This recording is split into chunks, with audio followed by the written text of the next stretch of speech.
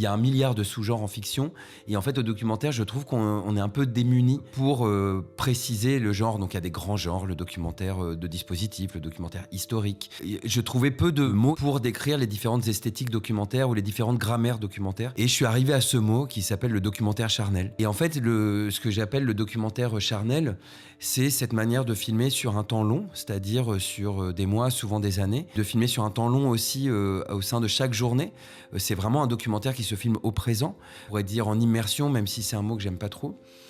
Et c'est un documentaire de la relation. C'est-à-dire qu'il y a une relation qui se tisse et qui est visible entre la caméra et les personnes filmées. Il y a des regards caméra. La personne qui filme peut poser des questions. Donc là, en l'occurrence, je réagis, je filme ma mère, mon père. Il y a vraiment une caméra vivante et humaine. Et effectivement, c'est un cinéma de la relation qui se tisse entre les personnages et des relations qui se déplient. Donc la question dans la grammaire du documentaire charnel, c'est de créer une manière de filmer qui fait que la caméra peut être là au moment où les relations se déplient, où elles trouvent leur point de bascule.